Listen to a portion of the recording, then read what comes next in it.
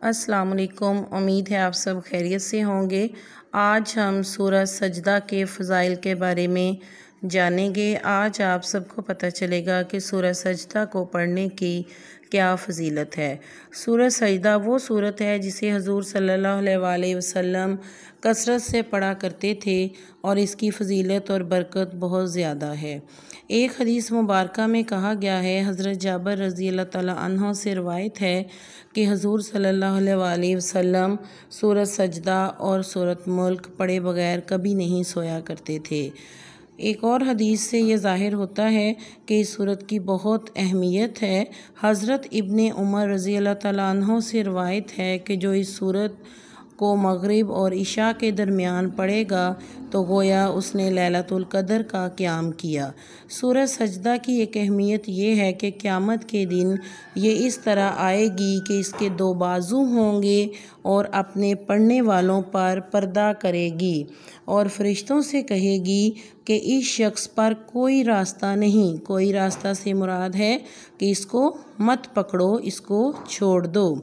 हज़रत अबू हुरैरा रज़ी अल्लाह तआला अन्हु से रवायत है कि हुज़ूर सल्लल्लाहु अलैहि वसल्लम जुमा के दिन नमाज फ़जर में सूरत सजदा को पढ़ा करते थे। ये सूरत इज़्ज़त पैदा करने में बहुत मुफीद है और इसको पढ़ने से इंसान को गलबा हासिल होता है। अगर कोई शख्स मुलाजमत करता हो और उसके अफसराने बाला उस पर सख्ती से पेश आते हों तो उसे चाहिए कि 7 रोज़ तक बाद नमाज फ़जर इस सूरत को 3 मरतबा रोज़ाना पढ़े। इंशाअल्लाह अफसराने बाला बेहद मेहरबान हो जाएंगे।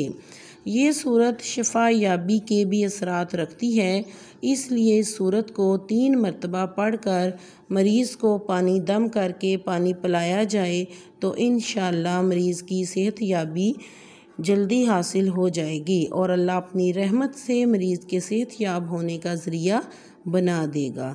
अगर किसी शख्स को मुखालिफ फ़रीक ने मकान, ज़मीन या जायदाद के मसले में बहुत परेशान कर रखा हो, उसे चाहिए कि 21 रोज़ तक इस सूरत को रोज़ाना बाद नमाज इशा 11 मरतबा पढ़े।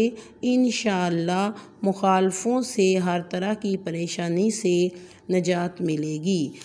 अगर आपको ये वीडियो अच्छी लगे तो मेरे चैनल को सब्सक्राइब करें, वीडियो को लाइक करें और शेयर करें। Thank you. Take care. अल्लाह हाफिज़।